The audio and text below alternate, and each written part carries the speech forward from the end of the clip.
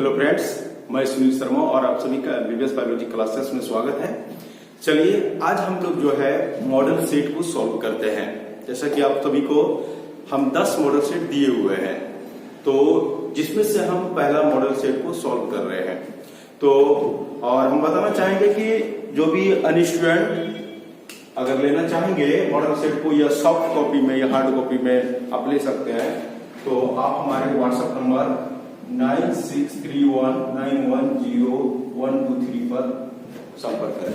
ठीक है, आपको जो है ये सॉफ्ट कॉपी के रूप में मिल सकता है। अगर हार्ड कॉपी लेना है तो आप संपर्क कर सकते हैं अपने हमारे कोचिंग संस्थान पर। ठीक है, चलिए तो हम लोग जो सॉल्व करेंगे वो मॉडल सेट 1 पर बात कर रहे हैं। ठीक है, चलिए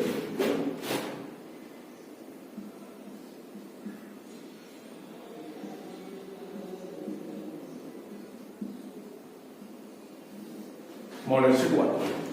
तो चलिए अब शुरू कर रहे हैं। सबसे पहला क्वेश्चन जो बात कर रहे हैं हम लोग, नंबर 1 कहता है क्या मक्का में किसके द्वारा पर परागण की क्रिया होती है। सवाल आपका है कि मेज में, जिसको आप लोग मक्का बोलते हैं, तो मक्का में किसके द्वारा पर परागण की क्रिया होती है। ऑप्शन दिया है, ऑप्शन ए दिया है जल, वाटर जिसको बोलते हैं, बी हाथी, एलिफेंट, और सी चमगादड़, बाइट, और डी नंबर ऑप्शन दिया है वायु, विंड्स तो बोल सकते हैं। चलिए ध्यान दीजिएगा।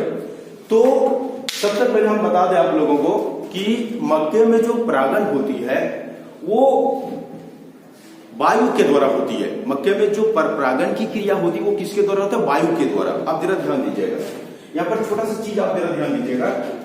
वायु परागण, वायु परागण, इन्हीं को अंग्रेजी में कहा जाता है एनिमोफिली।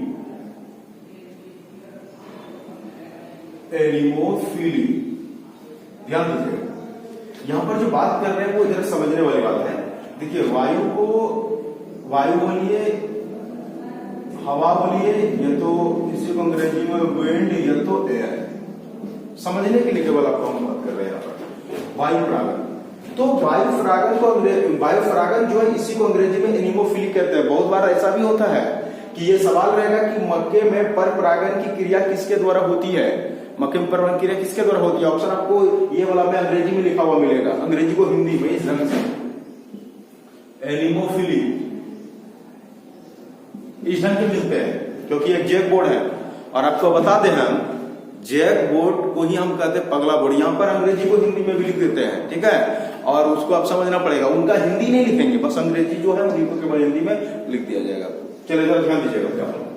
तो एनिमो, तो हम बात करें एनिमो, एनिमो है एनिमो एयर, एनिमो एयर। इस बात को जरा ध्यान दीजिएगा कि एनिमोफिली जो होता है वो किसके द्वारा, एयर के द्वारा। एनिमोफिली किसके द्वारा बोले, एयर के द्वारा। ठीक है, और ये जो एनिमोफिली जो होता है किसके, एयर के द्वारा, तो एयर के द्वारा। और ये जो है यहाँ पर जो हम बात करें कि मक्के में किसके द्वारा पर परागण क्रिया होती है, तो वायु के द्वारा होती है। मक्के में किसके द्वारा, वायु के द्वारा परागण होती है। और वायु के द्वारा घास में पर परागण की क्रिया सामान्यतः होती है। बस समझ रहे क्या बोल रहा है, ये वायु के द्वारा धान में होते हैं, गेहूं में होते हैं, इन सबों में जो है वायु के द्वारा पर परागण क्रिया होती है। ठीक है, चलिए इसका आंसर क्या हो जाएगा, और आंसर बन जाएगा इसका डी नंबर। चलिए अब हम बात करें अगला क्वेश्चन का। आप चाहे अपना नोट करते चले जाइए। चलिए अब हम लोग बात करेंगे अगला क्वेश्चन नंबर 2 पर बात करेंगे। चलिए क्वेश्चन नंबर 2 में कहता है निम्न में से कौन मिथ्या फल है। सवाल देखिए क्या बोल रहा है, कहता है निम्न में से कौन मिथ्या फल है। आपको सवाल बोल रहा है निम्न में से कौन सा मिथ्या फल है। ऑप्शन ए आम, ऑप्शन बी नारियल, ऑप्शन सी सेब, ऑप्शन डी भिंडी। चलिए सबसे पहले यहां पर बात कर लेते हैं। आप क्लास 12 के स्टूडेंट है तो इतना तो आपको पता ही होगा कि यहाँ पर आप लोग जब पढ़े होंगे तो उसमें आप फॉल्स फ्रूट ट्रू फ्रूट पढ़े होंगे, मतलब सत्य फल और सत्य फल पढ़े होंगे, है ना। तो हम आपको थोड़ा बता देते हैं, यहाँ पर बात कर रहे हैं तो आपको ऐसे बताया कि आमतौर पे जो सामान्यतः जो फल होते हैं वो दो प्रकार के होते हैं, एक ट्रू फ्रूट होते हैं और एक फल फ्रूट होते हैं, मतलब एक सत्य फल एक असत्य फल। तो यहां पर हम बात कर रहे हैं जरा, ये हो गया सत्य, इसको आप वास्तविक फल बोल सकते हैं, वास्तविक फल बोल सकते हैं, ठीक है। और जब असत्य का बात करें, असत्य फल का बहुत सारे नाम है, तो उन सब नामों को आपको जानना चाहिए। असत्य फल को ही कहा जाता है झूठा फल, झूठा फल। और झूठा फल का भी और नाम है आभासी फल, आभासी फल। इसके अलावा और इसका नाम है मिथ्या फल, ठीक समझ रहे हो। और इसको अंग्रेजी में आप बोल सकते फॉल्स फ्रूट। आप यहां पर ध्यान दीजिए, असत्य फल बोले, झूठा फल बोले, आभासी फल बोले, मिथ्या फल बोले, काल्पनिक फल बोले, ऐसे इसका नाम है बहुत सारे, ठीक है। और अब यहां पर जब हम बात कर रहे हैं, जरा उनको ध्यान दीजिएगा। तो पहले सत्य फल को समझ लेना होगा, असत्य फल को समझ लेना होगा, तब आपका पूरा क्लियर होगा, जिनसे आपको कोई दिक्कत ही नहीं होगी, ठीक है। चलिए हम थोड़ा सा डिस्कस करना चाहेंगे आप सभी के बीच में, क्योंकि जब तक समझ नहीं आएगा पढ़ाई का कोई मतलब ही नहीं है। चलिए ध्यान दीजिएगा, यहां पर जैसा आपके चित्र में जैसा यहाँ पर चित्र बनाया हुआ, इसमें जरा ध्यान दीजिएगा। आप लोग पढ़े हुए हैं, इसका नाम स्टिग्मा, स्टाइल, ओवरी, आप लोग पढ़ चुके हैं, इसको थैलेमस। चलिए ध्यान दीजिएगा, स्टिग्मा को आप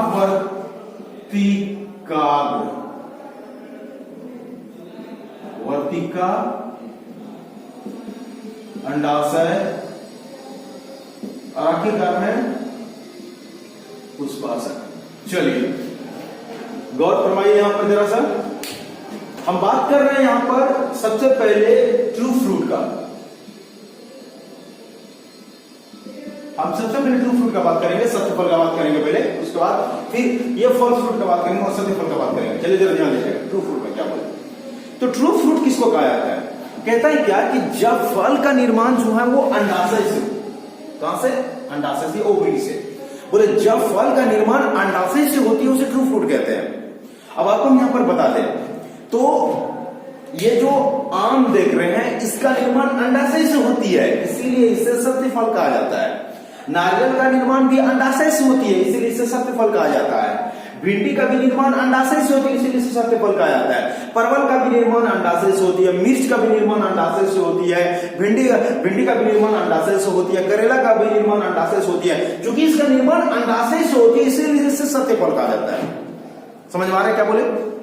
अब यहां पर बच जाता है केवल सेब। तो हम आपको जब बता दें यहां पर ये सब सत्य, आम भी सत्य, नारियल भी सत्य, भिंडी भी सत्य है, तो इसका आंसर सही में हो जाएगा इनमें से, क्योंकि ये असत्य फल है। लेकिन हम आपको बता रहे हैं कि ये असत्य फल कैसे है। अब जरा ध्यान दीजिए, हम आपको पहले भी बता चुके कि सत्य फल उसी को कहा जाएगा जिसका निर्माण अंडाशय से होती है, ओवरी से।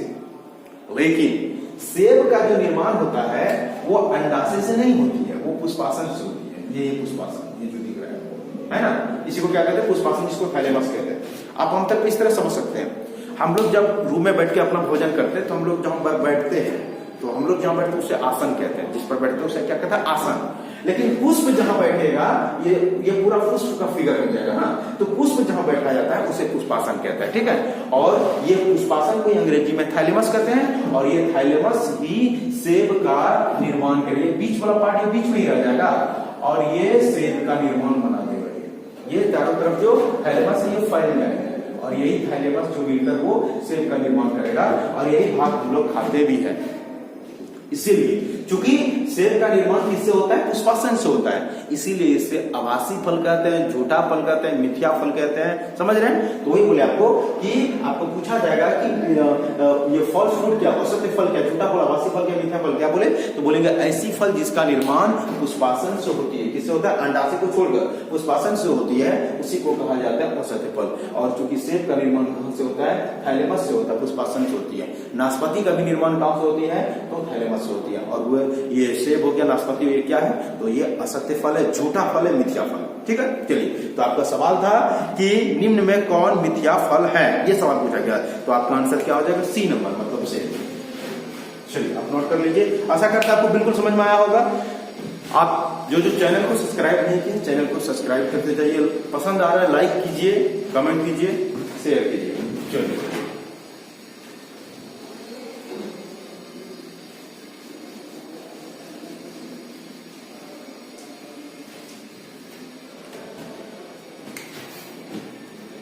अब बात कर रहे हैं क्वेश्चन नंबर 3 का। चलिए, कहते हैं पुष्पों में दोनों पुमांग व जयांग उपस्थित होने पर कहलाते हैं। आपका सवाल दिया गया है कि पुष्पों में दोनों पुमांग व जयांग उपस्थित होने पर कहलाते हैं। अब थोड़ा सा तो हम यहाँ पर समझा रहे, जरा क्लियर यहाँ पर समझ में आपको आ जाए। देखिए,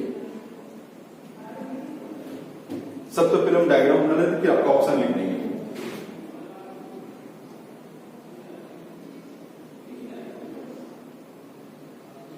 एक बार में आपका क्लियर होता चला जाएगा, एक बार ही बार देखना है, आपका क्लियर होता चला जाएगा। चलिए,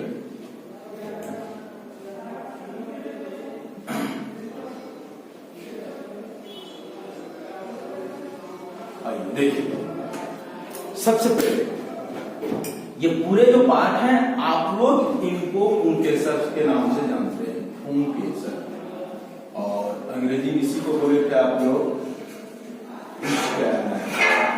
जैसे। और ये वाला जो पार्ट दिख रहे हैं ये पुष्प का मादा जननांग है, ये मादा का ये पार्ट आप लोग जान रहे हैं स्त्री केसर के नाम से, स्त्री केसर, और इसी को अंग्रेजी में कहा जाता है कार्पेल, अंग्रेजी में इसी को कार्पेल।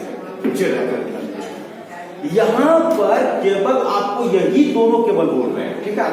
यहाँ पर ऐसा हो गया, ये इस तरीके से होगा। तो यहाँ पर हमारे सवाल में पुमांग और जयंग दिया हुआ है, तो पुमांग और जयंग दो यहाँ पर बात हो रहा है। तो पुमांग जो होते हैं, पुमांग जो है जिसको कहा जाता है एंड्रोसियम, पुमांग को ही कहा जाता है एंड्रोसियम।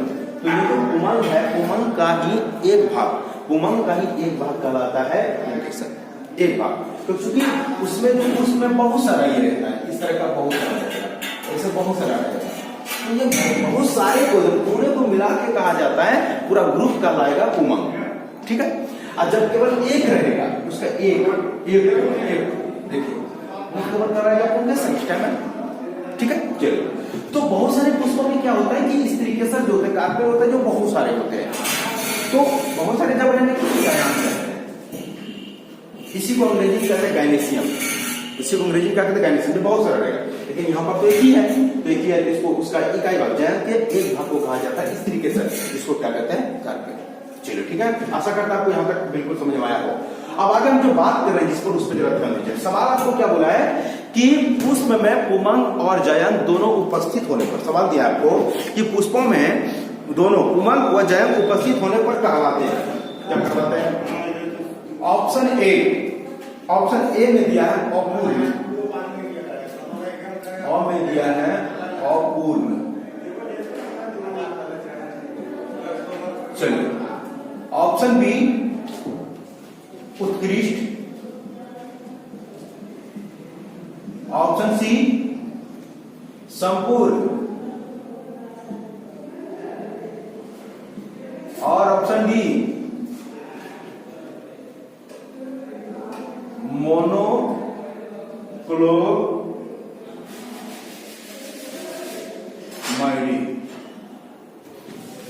चलिए, आपके यहां पर टोटल 4 ऑप्शन आपको मिला हुआ है। ऑप्शन नंबर कौन सा होगा, ध्यान दीजिए।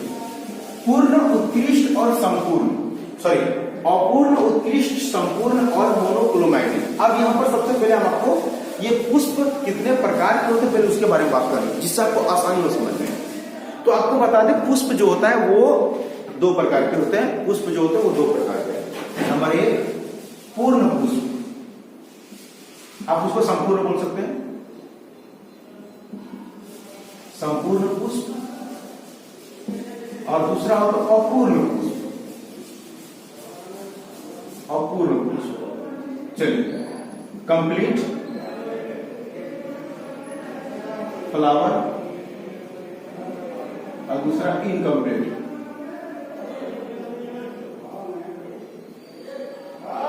चलिए, ये 2 तरह के पुष्प होते हैं। अब इन दोनों को आपको समझते हैं जरा सा, यहां पर आपको सब क्लियर होगा। संपूर्ण पुष्प कहा जाता है, इनको जरा ध्यान दीजिएगा। पुष्प में टोटल जो होते हैं 4 चक्र होते हैं, पुष्प में टोटल 4 चक्र, आप लोग ध्यान दीजिएगा। नंबर 1 बाह्यदल, ठीक है। दूसरा पंखुड़ी, तीसरा उमंग, चौथा जयम। ध्यान दीजिए, ये चार पार्ट जो चार चक्र है, चार चक्र जो है, ये चार चक्र बाह्य कैलिक्स, पंखुड़ियां कोरोला, उमंग हो गया एंड्रोसियम और जयम को कहते हैं डायनेसियम। ये चार पार्ट आपका जो है यहां पर है, ये चारों पार्ट।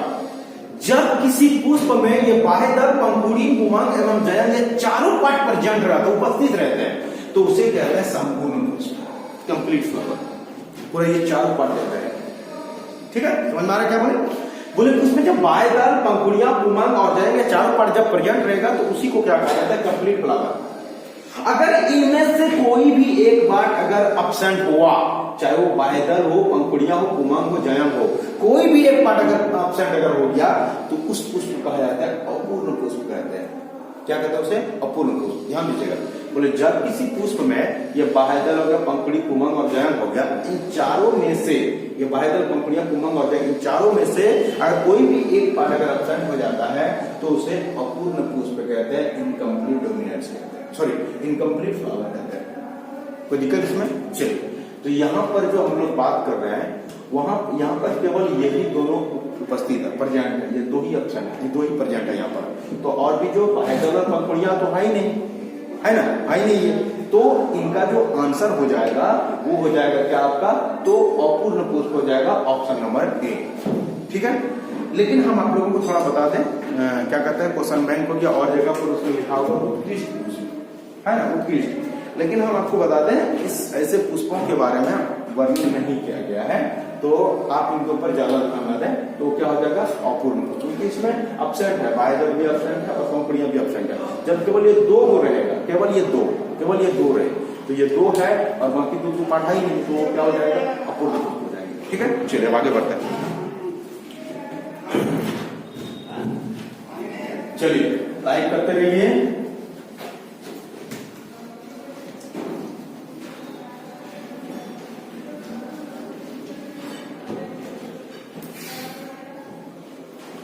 क्वेश्चन नंबर 4, चलिए, कहते हैं नारियल में खाने योग्य भाग होता है, नारियल का कौन सा भाग खाया जाता है? चलिए ध्यान दीजिएगा, ऑप्शन ए दिया है इपिकार, ऑप्शन बी दिया है मीजोकार, ऑप्शन सी दिया है इंडोकार और ऑप्शन डी दिया है, ऑप्शन डी इंडोस्पर्म। चलिए, इपिकार हो गया बाह्य फल भित्ति, मीजोकार हो गया मध्य फल भित्ति, इंडोकार हो गया अंत फल भित्ति और इंडोस्पर्म मतलब होता है भ्रूणपोष। चलिए, तो आपको हम बता दें यहाँ पर, तो इपिकार नहीं खाते, मीजोकार नहीं खाते, इंडोकार नहीं खाते हैं, हम लोग खाते हैं इंडोस्पर्म। तो आपको बता दें हम आपको कि ये जो क्वेश्चन नंबर 4 होगा उसका आंसर हो जाएगा ऑप्शन नंबर डी, क्योंकि नारियल का जो खाने योग्य भाग है वो क्या है, तो इंडोस्पर्म है, भ्रूणपोष जिसको कहते हैं। ठीक है, चलिए अपने यहाँ पर भी कर सकते हैं, आगे बढ़ रहे हैं। चलिए क्वेश्चन नंबर 5 का बात कर लेते हैं। क्वेश्चन नंबर 5 कहता है कि फूलों में कीटों द्वारा परागण क्या कहलाता है? ध्यान दीजिएगा, आपको पहले भी बता चुके थे थोड़ा सा। देखिए 5 नंबर क्वेश्चन कहता है फूलों में कीटों के द्वारा, कीट के द्वारा परागण। तो कीट के द्वारा जो परागण होती है उसी को कहा जाता है एंटेमोफिली।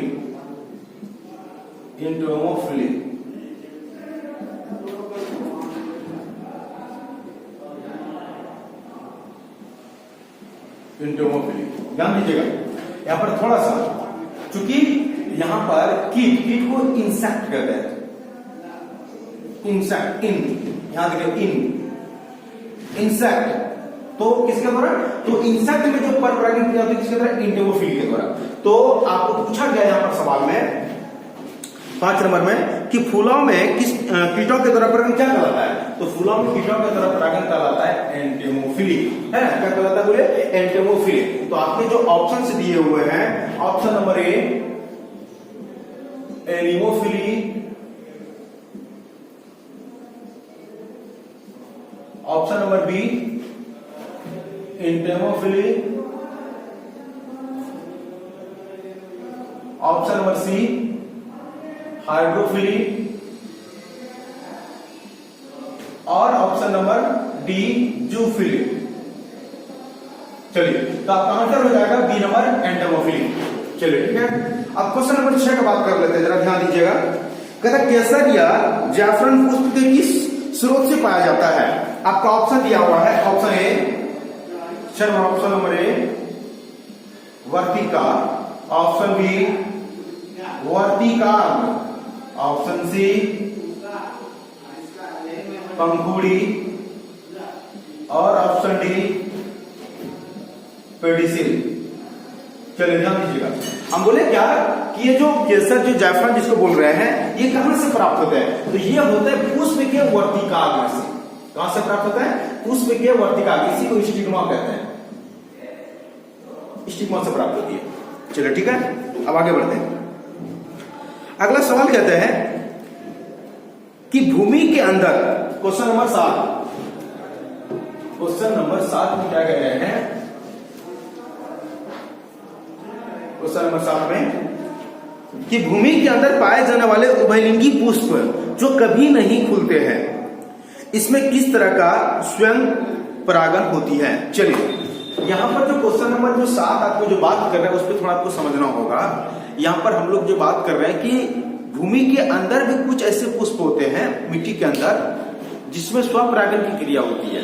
जैसा कि आप लोग बादाम समझ रहे हैं, तो बादाम हम मूंगफली का बात कर रहे हैं, तो मूंगफली जो होते हैं इसके भी पुष्प होते हैं, लेकिन वो पुष्प क्या होता है? मिट्टी के अंदर में, और वो फिर वहां पर स्वपरागण होगा, उस स्वपरागण के बाद फिर उसमें सीड बनते हैं, जैसे कि वो मूंगफली बनते हैं। ठीक है, तो वही सवाल आपसे किया जा रहा है। सवाल में आपको कहा जा रहा है कि भूमि के अंदर पाए जाने वाले उभयलिंगी पुष्प जो कभी नहीं खुलते हैं, इसमें किस तरह के स्वयं परागण होते हैं? ठीक है, चलिए, तो आपको ऑप्शन दिया है ए नंबर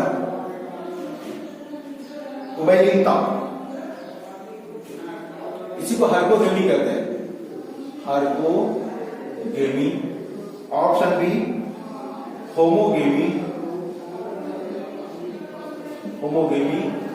इसी को बोला जाता है होमोगेमी। ऑप्शन सी अनुन्मिलित परागण, क्लिस्टोगेमी।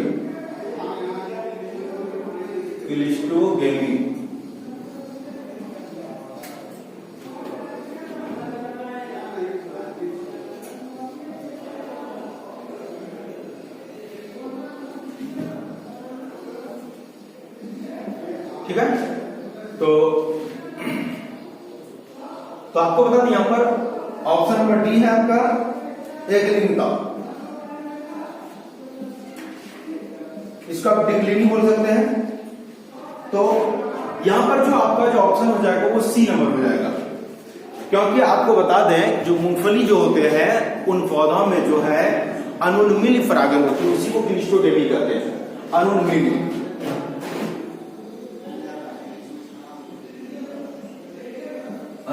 परागण। ठीक है, और अनुन्मिलित परागण क्या होता है? तो जो भूमि के अंदर जो पुष्प पाए जाते हैं जो कभी नहीं खुलते या तो नहीं खिलते हैं, उसमें जो है वो क्लिस्टोगेमी के द्वारा परागण होती है, अनुन्मिलित परागण के द्वारा। आप उन्हीं को बोल सकते हैं एग्जाम्पल में बादाम, ठीक है, जिसको आप मूंगफली बोलते हैं। चलिए आगे बढ़ते हैं। अब हम लोग जो बात करेंगे, चलिए बात कर रहे हैं क्वेश्चन नंबर 8 का। तो सवाल कहता है कि निम्न में कौन द्विगुणित संरचना है? ऑप्शन नंबर ए अंडकोशिका, ऑप्शन नंबर बी सहायक कोशिका, ऑप्शन सी एंटीपोडल कोशिका, ऑप्शन नंबर डी द्वितीयक केंद्रक। चलिए अब बात करें जरा, तो कहते हैं सवाल में आपको दिया गया है कि निम्न में कौन द्विगुणित संरचना है? तो आपको बता दें कि अंड कोशिका में गुणसूत्र संख्या n होता है, सहायक कोशिका में भी n होता है, एंटीपोडल में भी n होता है, लेकिन द्वितीयक केंद्रक में गुणसूत्र संख्या 2n होता है। तो 2n को ही क्या कहते हैं? द्विगुणित। तो 8 का डी नंबर हो जाएगा। ठीक है, चलिए 8 का डी। चलिए आगे बढ़ते हैं।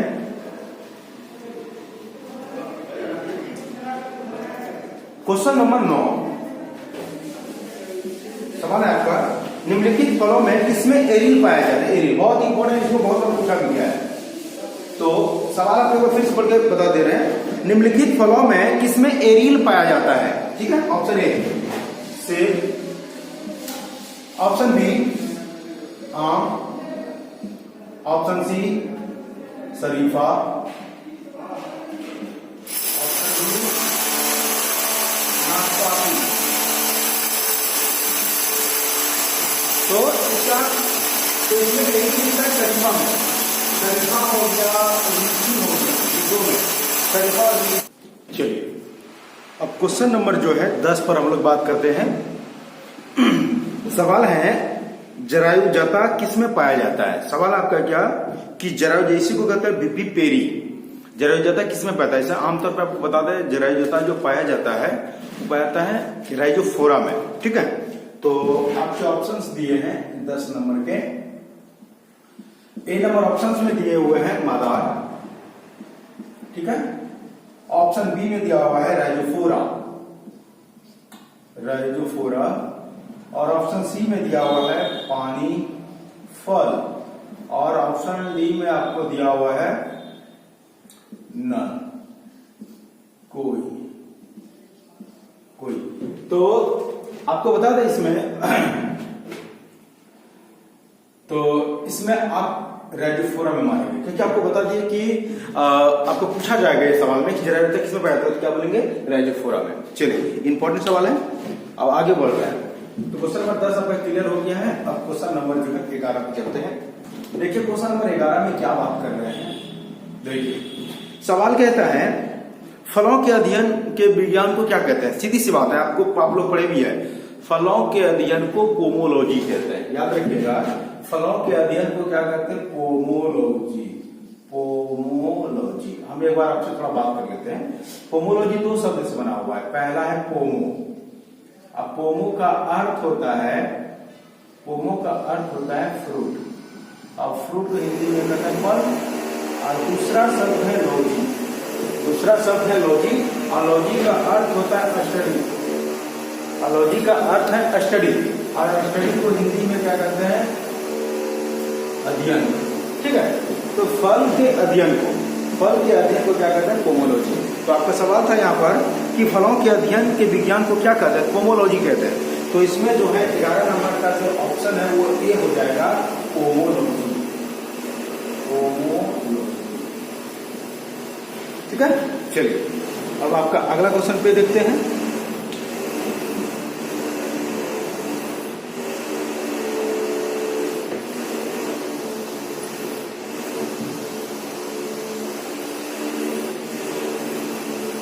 क्वेश्चन नंबर 12 का बात कर रहे हैं। कहते हैं एक परिपक्व भ्रूणकोश में, ध्यान दीजिएगा, सवाल है कि एक परिपक्व भ्रूणकोश में, हम कोश का बात कर रहे हैं, कोश, भ्रूणकोश, इसी को कहा जाता है एम्ब्रियो सेल। ठीक है, इसी को फीमेल गैमेटोफाइट भी बोलते हैं, मादा गोमोद्भिद। कहते हैं परिपक्व भ्रूणकोश में कितनी कोशिका तक कितनी केंद्रक होती है? ये देखिए, ये डायग्राम है आपके सामने में, इसी में बोल रहे हैं कितनी कोशिकाएं होती हैं और कितनी केंद्रक होती है। चलिए आपके सामने में फिर से,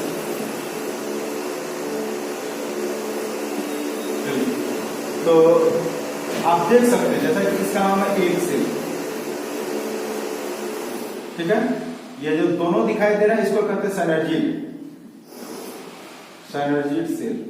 ठीक है, और ये तीनों के तीनों को कहा जाता है एंटीपोडल, एंटीपोडल सेल। ठीक है, और ये जो सामने दिखाई दे रहा है इसको कहते हैं सेकेंडरी न्यूक्लियस,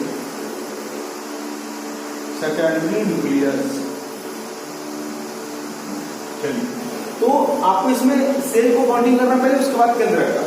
तो सेल दिखे यहाँ पर 1 2 3 4 5 6 7 8। देखिए अब यहाँ पर समझना होगा, ये 2 सेल मिलकर एक सेल का निर्माण करता है। 2 सेल मिलकर कितना सेल का निर्माण करता है? 2 सेल मिलकर एक सेल। तो हम 8 नहीं, यहाँ पर आप समझना है। तो नीचे में 3 है, 1 2 3, और यहाँ पर मिला के 1, तो 3 और 1 4 हो गया, और ऊपर में 3 है, तो 3 1 4 और 4 3 कितना हो गया 7। तो कोशिका की संख्या 7, कोशिका कितना हो गया 7। केंद्रक अब देखिए 1 2 3 और यहाँ पर 2 केंद्रक, क्रोमोसोम में इसमें 2n होता है, ठीक है, 2 केंद्रक है, तो कितना हो गया यहाँ पर 3 और 2 5 और यहाँ पर 3 केंद्रक, कितना हो गया 8। तो केंद्रक की संख्या जो हो जाएगा वो 8 हो जाएगा। अब कोशिका की संख्या कितना हो जाएगा बोलिए 7। तो 12 का जो ऑप्शन होगा वो बी नंबर सही हो जाएगा, 12 का बी नंबर, ठीक है। चलिए अब आगे बढ़ते हैं।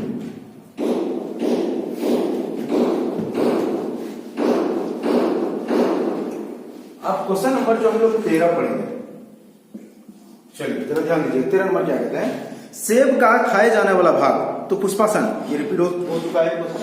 13 नंबर जो है इसका सेब का कौन सा भाग खाया जाता है, तो पुष्पासन खाया जाता है, पुष्पासन, है ना।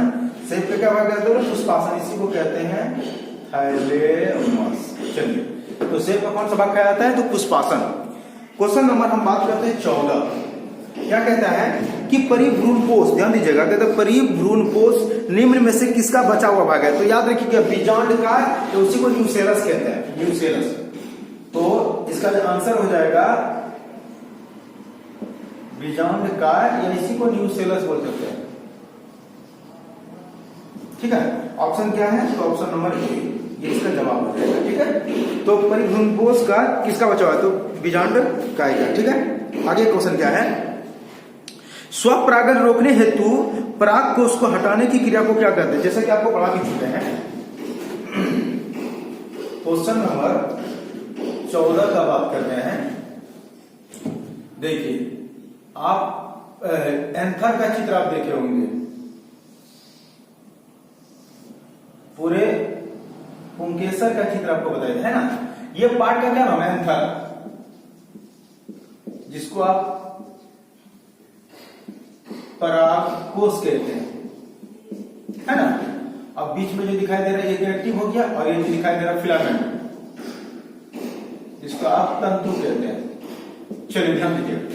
तो क्या कहता है, स्वपरागण की क्रिया को रोकने के लिए जो है यहां से इसको काटकर हटा दिया जाता है, परागकोष को हटाते हैं। वही सवाल मेरा आपको कि स्वपरागण रोकने हेतु परागकोष को हटाने की क्रिया, जब इसको काटकर जब हटा दिया जाता है, इनको काटकर जब पुष्प से हटा दिया जाता है, तो इसी क्रिया को कहा जाता है विपुंसन।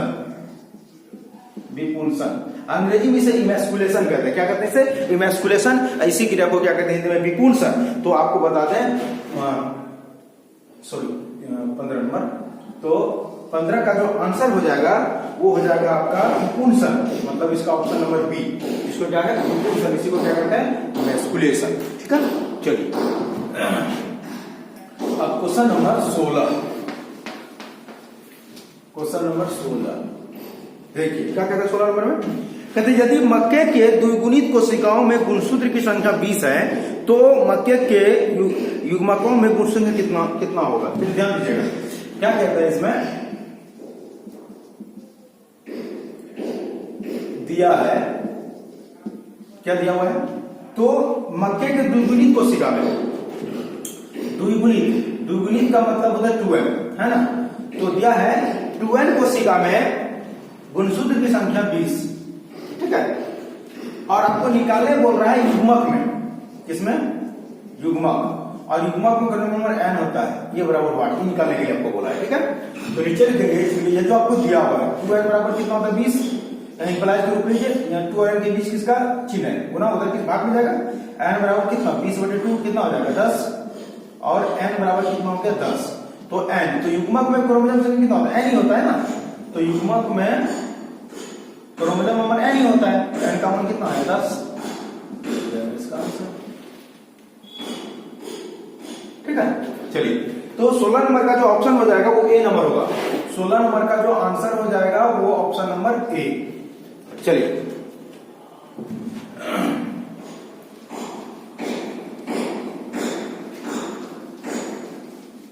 अब अगला सवाल करते हैं। क्वेश्चन नंबर 17, क्वेश्चन को आप ध्यान से सुनिएगा तो आपको क्लियर होते चला जाएगा। क्वेश्चन नंबर 17 में कहता है परागकण का सबसे बड़ा केंद्रक होता है। परागकण का सबसे बड़ा केंद्रक क्या होता है, इस बात को ध्यान दीजिएगा। तो पराग कण के अंदर में दो केंद्रक पराग कोश के अंदर में आपको बता दे दो तरह के केंद्रक होते हैं। देखिए एक पराग कण हुआ ये,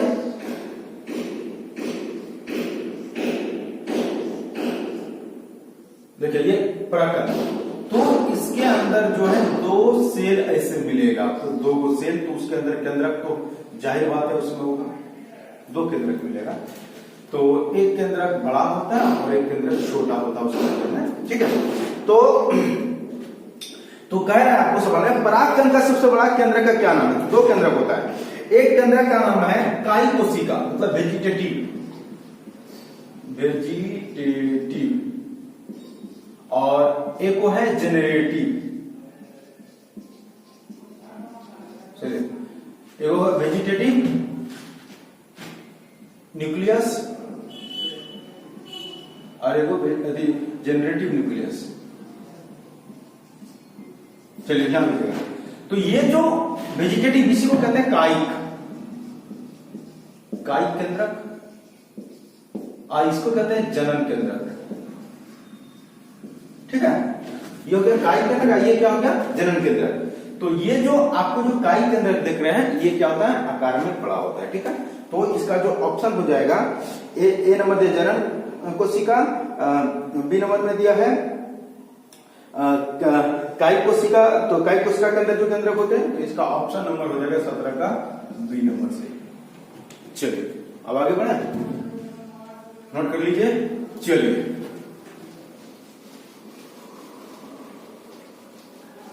अब हम लोग बात जो करेंगे क्वेश्चन नंबर 18। सवाल कहता है कि निम्न में किस समुदाय के पौधों में निषेचन के लिए जल माध्यम आवश्यक है? एक बार फिर से कहते हैं निम्न में किस समुदाय के पौधे में निषेचन के लिए जल माध्यम आवश्यक है? जल किसके लिए माध्यम के रूप में आवश्यक है? ऑप्शन ए दिया है सवाल में, बिल्कुल है, इसमें भी जरूरत है। ब्रायोफाइटा इसमें भी है, टेरिडोफाइटा इसमें भी है, तो इनमें से क्या हो जाएगा? सभी। ऑप्शन नंबर डी इनमें से सभी हो जाएगा, तो 18 नंबर का डी हो जाएगा आंसर, ठीक है। चलिए क्वेश्चन नंबर 19 की तरफ ध्यान देते हैं। कहते हैं कि कुछ सवाल है, कुछ जानवरों जैसे घोंगे, गिलहरी, सांप इत्यादि द्वारा परपरागन के रूप में जाना जाता है। फिर से, कुछ जानवरों जैसे घोंगे, गिलहरी, सांप इत्यादि द्वारा परपरागन के रूप में जाना जाता है। तो कौन कौन सी परपरागन की क्रिया इसके द्वारा होती है?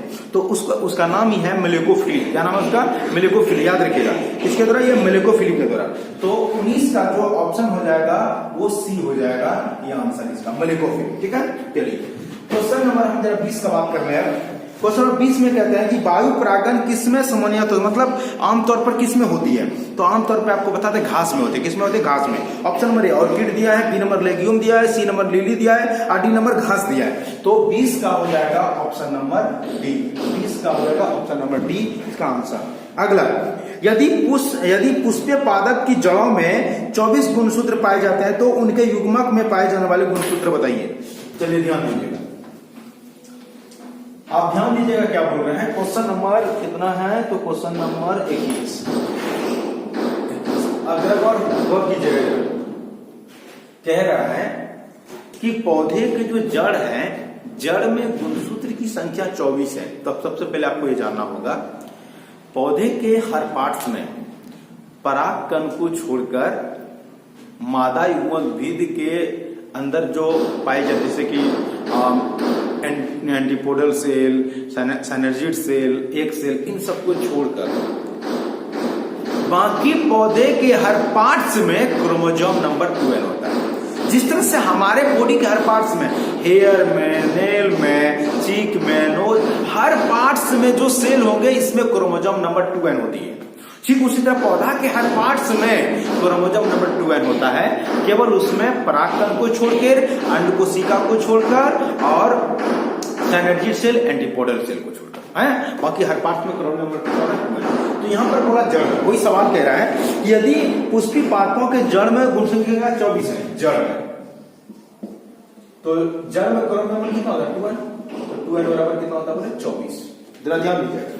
तो इसमें बोला यदि युग्मक में कितना होगा, जैसा कि अभी तुरंत बताया आपको युग्मक, तो युग्मक में क्रोमोसोम नंबर n होता है, ये आपको निकालना होगा। तो तो नीचे लिखते हैं इसके एच आर में कितना 2n होता है ना, और 2n बराबर कितना हो गया 24। तो यहाँ पर 2 और n के बीच गुणा का चिन्ह, n बराबर कितना हो गया 24/2, तो कितना हो जाएगा 12, यानी क्या n बराबर कितना हो गया 12।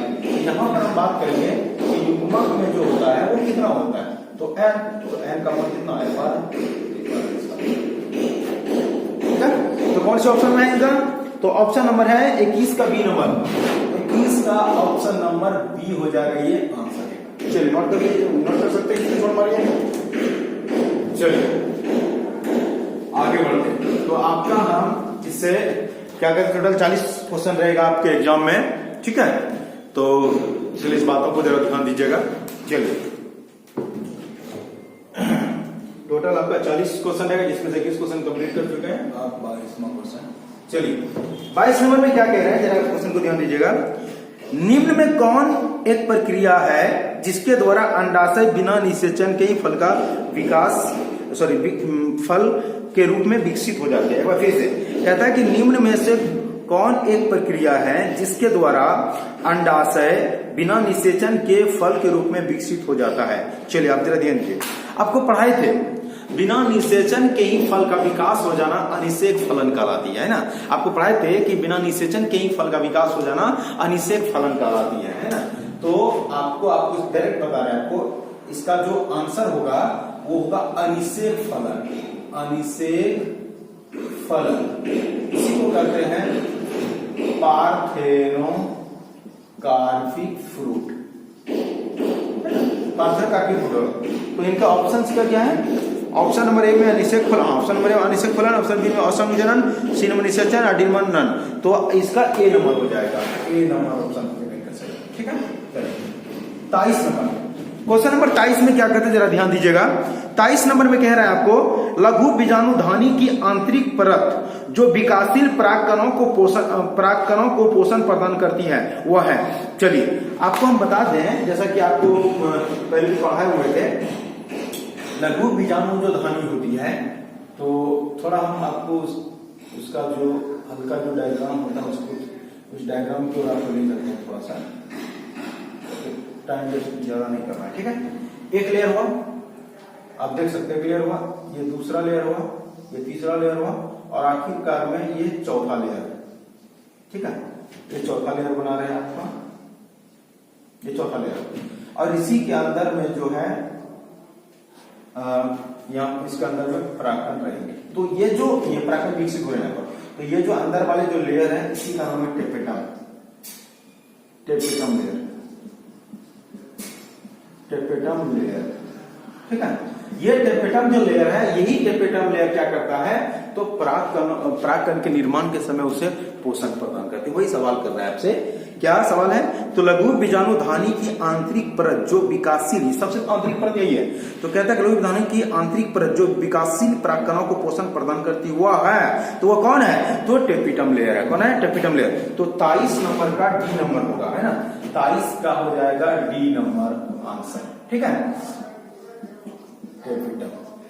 टेपिटम बोलिए, टेपिटम ले लीजिए। चलिए आगे बढ़ते हैं, क्वेश्चन नंबर 24 पे चलते हैं।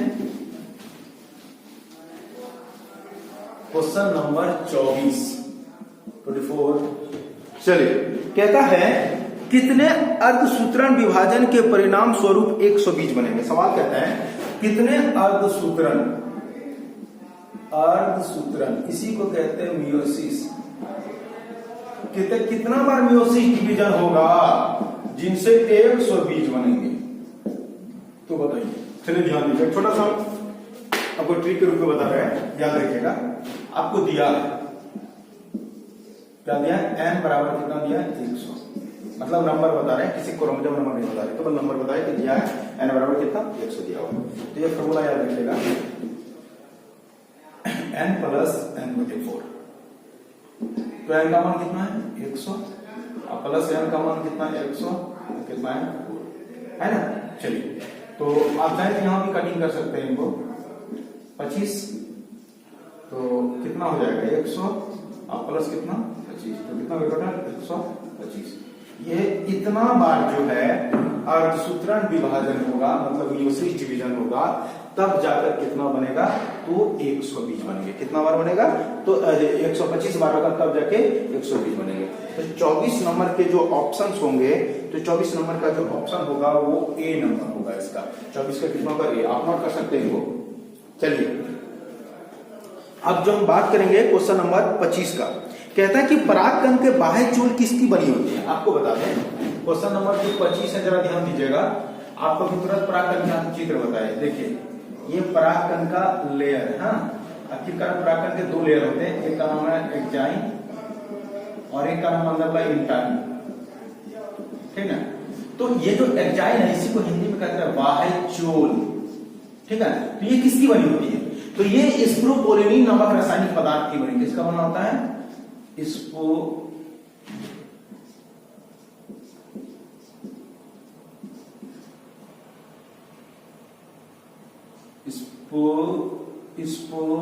स्पोरोपोलिनीन, ठीक है। चलिए तो हम क्या बोले, स्प्रोपोलिनीन नामक रासायनिक पदार्थ की बनी होती है इसके बाह्य चूल। तो 25 का जो ऑप्शन हो जाएगा, वो 25 का ऑप्शन हो जाएगा सी नंबर, इसका आंसर हो जाएगा, ठीक है। ये इंपॉर्टेंट भी है, पूछा जाता है परागकण का बाह्य चूल जो है ज्ञान किसकी बनी होते हैं, तो क्या बोलेंगे, स्प्रोपोलिनीन नामक रासायनिक पदार्थ की बनी होती है। चलिए अब आगे बढ़ते हैं, क्वेश्चन नंबर 26 पर आते हैं। क्वेश्चन नंबर 26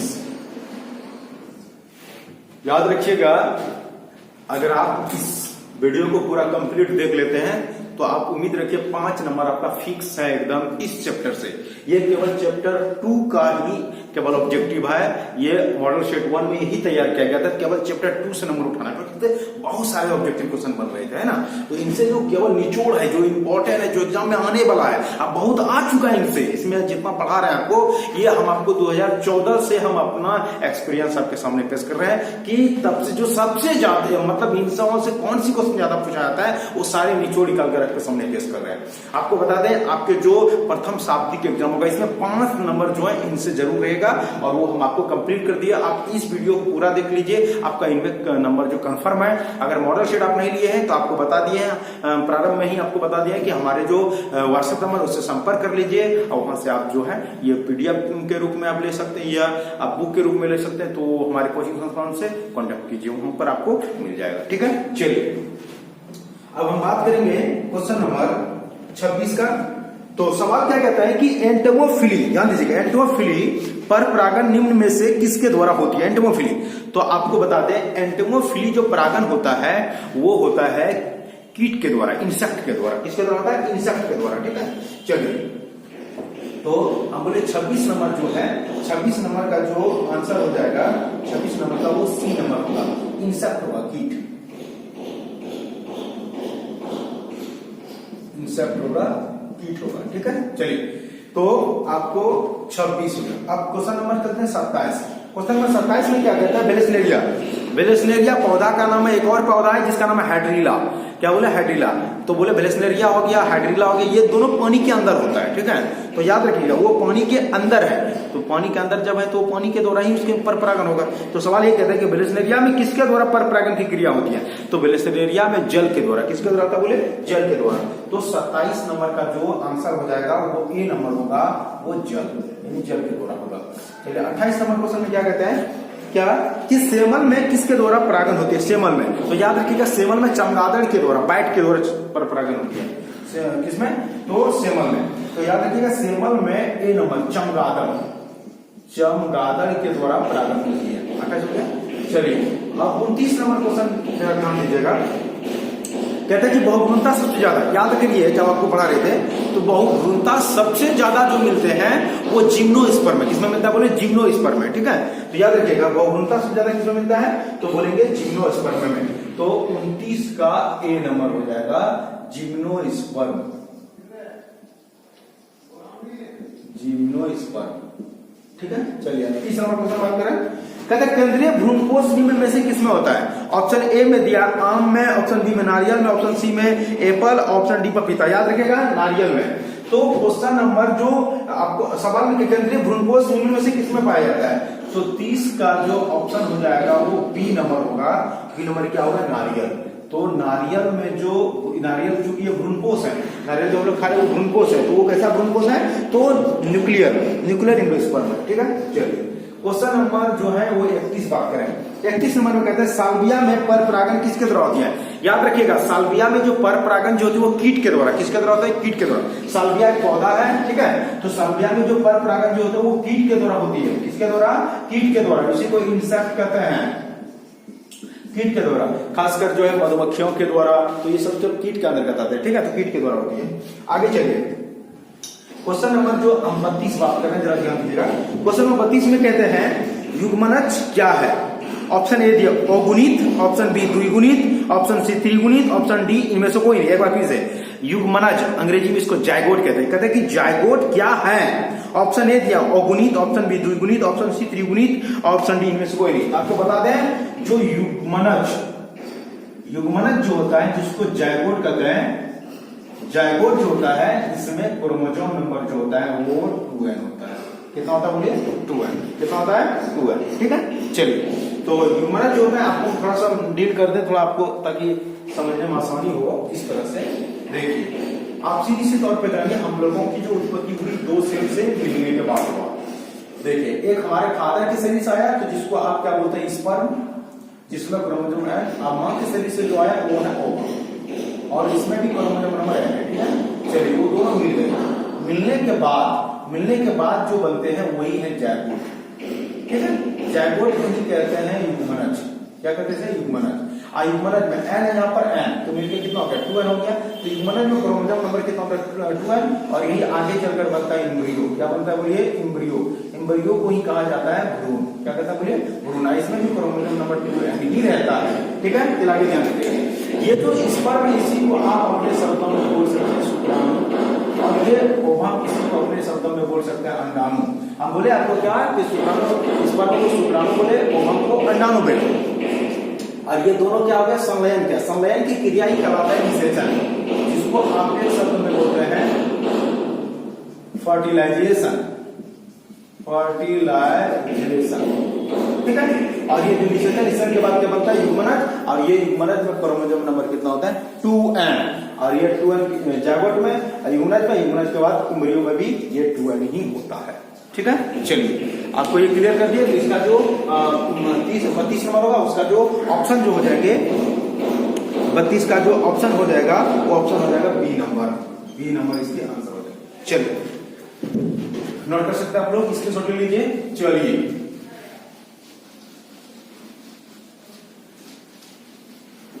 अब हम लोग बात करेंगे क्वेश्चन नंबर 33 का। क्वेश्चन नंबर 33 में क्या कहते हैं, परागकण में विशेषकर कौन सा विटामिन पाया जाता है। याद रखिएगा परागकण में विटामिन बी पाई जाती है। क्या मिलता है, विटामिन बी परागकण में। 33 नंबर का ऑप्शन हो जाएगा सी नंबर, क्या हो जाएगा, विटामिन बी। याद रखिएगा परागकण में जो है विशेषकर विटामिन जो है वो बी पाई जाती है। चलिए आगे बढ़ते हैं। क्वेश्चन नंबर 34, क्वेश्चन नंबर 34 में क्या कहते हैं, स्त्रीकेसर का वह भाग जो पराग के अनुकूल प्रकृति का निर्धारण करता है तथा स्त्रीकेसर का वह भाग जो पराग के अनुकूल प्रकृति का निर्धारण करता है वह है।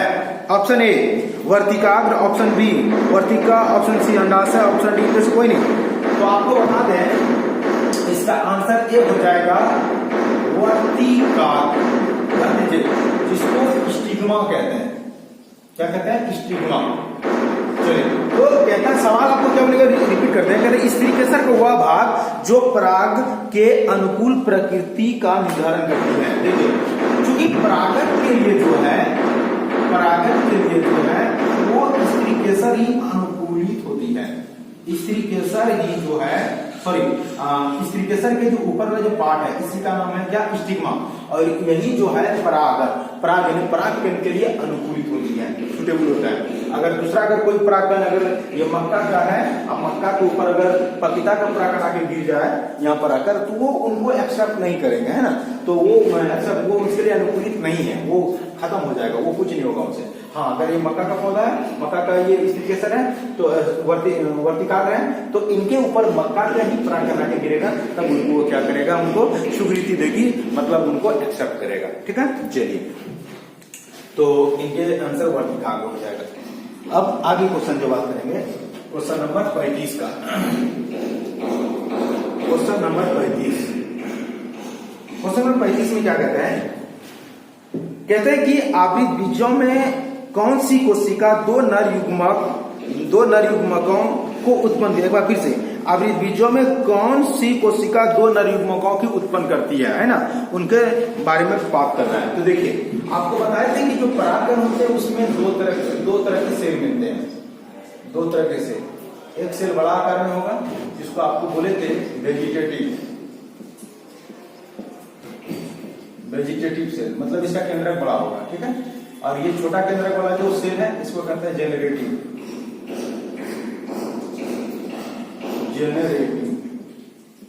ठीक है। वेजिटेटिव को क्या कहते हैं? कायिक कोशिका। और ये जो जेनरेटिव सेल है इसको जनन कोशिका, ठीक है। चलिए, तो ये जनन कोशिका आगे चलकर जो है, जब परागकण बनने का जब टाइम आएगा, ये जब यहां से खुलेगा तो जब ये नीचे आएगा तो ये दो भाग में टूटकर दो को परागकण का निर्माण करेगा, दो को, जिसको कहते हैं परागकण, और ये भी परागकण होगा जिसको पोलन ग्रैंड कहते हैं, ठीक है। दो को परागकण का निर्माण होता है। तो किससे होता है? तो जनन कोशिका से होता है, जनन कोशिका से। तो 35 नंबर का क्या हो जाएगा? 3 नंबर होता है, ठीक है। चलिए, अब आगे क्या कहता है? तंतु रूप उपकरण पाए जाते हैं। याद रखिएगा, पढ़ाते समय भी ये बात हम आपको बताए थे कि तंतु उपकरण जो होते हैं, जिसको फिलिफॉर्म एपार्टस कहा जाता है, ये कहाँ होते हैं? तो ये फिलिफॉर्म एपार्टस कहाँ होता है? तो ये देखिए, बीच में क्या हो गया? ये अंड कोशिका, ध्यान दीजिएगा, ये अंड कोशिका, और ये दोनों साइड में क्या है? Synergid cell. तो इन्हीं के ऊपर, ये तो अंदर हो जाता है और इन्हीं के ऊपर पे रहता है। तो इस तरह के जो है अंगुली की तरह संरचना मिलता है। इसी अंगुली के संरचना को कहा जाता है क्या? Filiform apparatus, filiform apparatus, filiform apparatus, है ना। इसी को कहा जाता है, आप हिंदी में इसको क्या बोले? तंतुरूप उपकरण, तंतुरूप उपकरण। तो कहां मिलते हैं? तो साइनर्जिड सेल, इसी का नाम क्या था? साइनर्जिड सेल, ठीक है। तो इसका जो ऑप्शन हो जाएगा वो क्या हो जाएगा? साइनर्जिड सेल, मतलब सहायक कोशिका, C number, option number C क्या हो जाएगा? सहायक कोशिका। और सहायक कोशिका को क्या कहते हैं? Synergid cell. चलिए, 25 नंबर क्वेश्चन आपका यहाँ पर क्लियर हो रहा है। अब हम लोग आगे बात करेंगे, ठीक है। चलिए, आप क्वेश्चन नंबर करेंगे 36। क्वेश्चन नंबर 36 में क्या कह रहा है, जरा ध्यान दीजिएगा। क्वेश्चन नंबर 36 में कहते हैं, तंतु उपकरण पाए जाते हैं, 36 हो चुका है, 37, क्वेश्चन नंबर 37 कहता है क्या? भ्रूणकोश की किस कोशिका से परागनली प्रवेश करते हैं? याद रखिएगा, उसी से अब इतना जो बताया, उसमें जो प्रवेश करेगा, परागकण जो प्रवेश करते हैं, तो इसी सहायक कोशिका से ही प्रवेश करते हैं। तो इसी से होते हुए जो है, आपको हम इस तरह समझाते हैं, जब ध्यान दीजिएगा।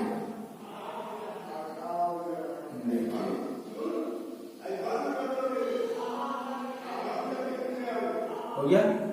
तो नीचे ये आपका देख रहा है पुष्पासन।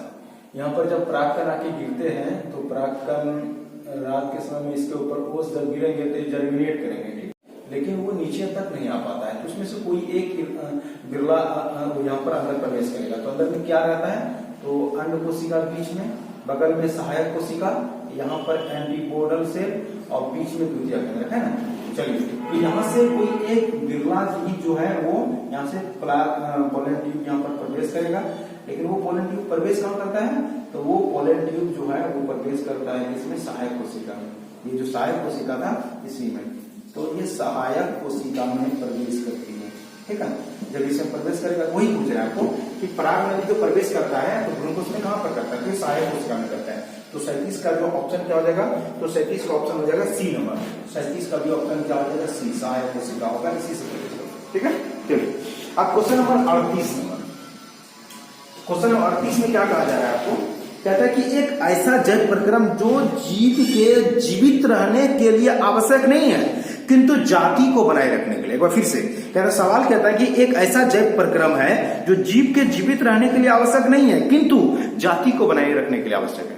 सीधी सी बात है, प्रजनन रिप्रोडक्शन का बात कर रहा है ये, ठीक है। तो इसकी जो 38 का जो ऑप्शन हो जाएगा वो ऑप्शन हो जाएगा बी नंबर हो जाएगा। प्रजनन बोलिए या जनन बोलिए एक ही चीज है जिसको अंग्रेजी में रिप्रोडक्शन कहते हैं। चलिए हो गया। अब क्वेश्चन नंबर 39 का बात करें, कहता है कि द्वितीयक केंद्रक है, द्वितीयक केंद्रक में क्रोमोसोम नंबर कितना होता है 2n, यही है द्वितीयक केंद्रक ये, और यही है द्वितीयक केंद्रक जिसको सेकेंडरी न्यूक्लियस कहते हैं। इसमें क्रोमोसोम नंबर कितना होता है 2n। तो वही आपको बोल रहा है कि द्वितीयक केंद्रक है, ऑप्शन ए अगुणित, ऑप्शन बी द्विगुणित, ऑप्शन सी त्रिगुणित, ऑप्शन डी बहुगुणित। क्या हो जाएगा तो 39 का हो जाएगा ये द्विगुणित। द्वितीयक केंद्रक क्या होता है द्विगुणित होते हैं। क्या होता है द्विगुणित, मतलब क्रोमोसोम नंबर क्या होता है 2n। चलिए ये जिसको हम रेट डिप्लॉयड कहते हैं। अगला 40 नंबर। 40 नंबर क्वेश्चन में क्या कह रहे हैं जरा ध्यान दीजिएगा। क्वेश्चन नंबर जो 40 है इस पर बात क्या कर रहे हैं, कहता है 40 नंबर में निम्न में से किस पौधा में चमगादड़ के द्वारा परागण होती है।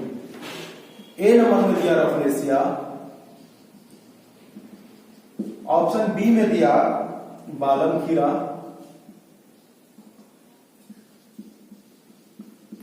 ऑप्शन सी में दिया हुआ है केसिया, और ऑप्शन डी में दिया है कॉफी। ठीक है। रेप्लेशन में तो हाथी के द्वारा परागण होती है।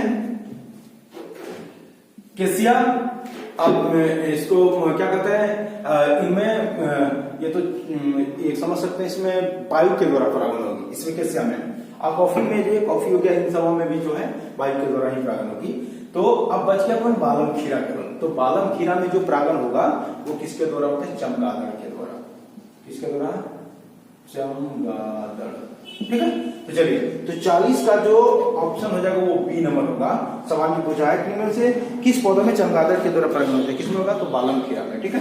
चलिए तो आप लोगों का जो मॉडल सेट 1 जो प्रथम शाब्दिक परीक्षा जो आपके नवंबर में आपका फॉर्म फिलअप हो जाएगा, दिसंबर में एग्जाम आपका फिक्स हो चुका है। तो आप हम अभी इससे पहले इनके बाद आपको एक वीडियो बनाएंगे जिसके ऊपर आपको अच्छी से इसके बारे में बात करेंगे। तो दिसंबर में आपकी एग्जाम फिक्स होने मतलब हो चुकी है, एक तरह समझिए हो चुकी है, और आपका एग्जाम होगा।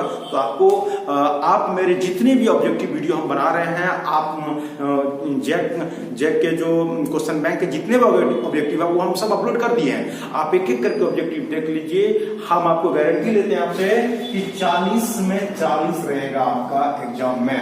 40 क्वेश्चन आपको पूछा जाएगा, क्वेश्चन का 1 नंबर मार्क्स रहेगा। 40 में 40 आपका 40 में 40 आपका प्रथम शाब्दिक एग्जाम का रहेगा। टोटल जो है आपका 50 नंबर का एग्जाम होगा, जिसमें से आपका जो 10 नंबर होगा वो आपके प्रैक्टिकल के हो जाएंगे। तो 40 बचेगा। ये 40 में 40 आपका ऑब्जेक्टिव एग्जाम में पूछा जाएगा, जिसमें हम आपको विश्वास दिला रहे हैं कि जितने भी ऑब्जेक्टिव आपको दे रहे मॉडल सेट दिए उसको तैयारी कर लीजिए। प्रत्येक चैप्टर का ऑब्जेक्टिव वो, फिर हम क्वेश्चन बैंक के जो ऑब्जेक्टिव जो अपलोड किए वीडियो वो, ये सारे वीडियो हम अपलोड करेंगे ये पूरे अभी छुट्टी के टाइम में। और आप पूरे वीडियो को देखिए, आपको बोल रहे हैं 40 में 40 आपका रहेगा। ठीक है। चलिए तो मिलते हैं हम अगले वीडियो में।